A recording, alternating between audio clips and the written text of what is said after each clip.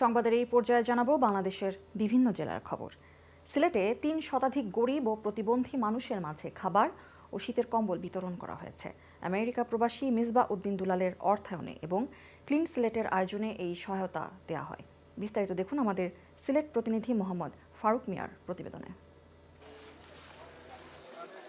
বৃদ্ধ, পুরুষ, মহিলা ও প্রতিবন্ধীদের মাঝে সামাজিক সংগঠন ক্লিন সিলেটের উদ্যোগে ৩ শতাধিক মানুষের মাঝে খাবার ও শতাধিক মানুষের মাঝে কম্বল বিতরণ করেন ক্লিন সিলেট। বুধবার সদর উপজেলার ৪ নং খাদিমপাড়া পীরের বাজার পীরের চক মিসবাহ ম্যানশনে এই অনুষ্ঠান করা হয়। এ সময় আমেরিকা প্রবাসী ক্লিন সিলেটের পৃষ্ঠপোষক মিসবাহ উদ্দিন দুলাল বলেন, মানবতার কল্যাণে এই সংগঠনের পথচলা। দেশ প্রবাসে অবস্থানরত বিত্তবানদের প্রতি আহ্বান জানান, একটু সহযোগিতায় একজন মানুষের একটু হলেও কষ্ট লাঘব হতে পারে।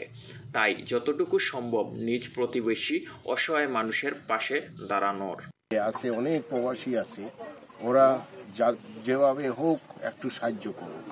বিদেশি বা সিলেটি যত প্রভাবশালী আছে ওদেরকে একটু দেখে রাখবে না, সাহায্য ফাইন্যান্সিয়াল দিয়ে সাহায্য করবে।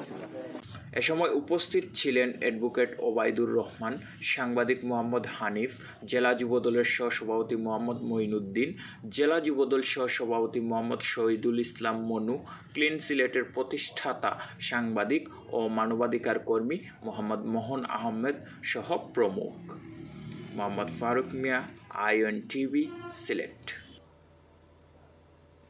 দর্শক, সময় হলো একটা ছোট্ট বিরতি। ফিরছি কিছুক্ষণের মধ্যেই, সঙ্গেই থাকুন।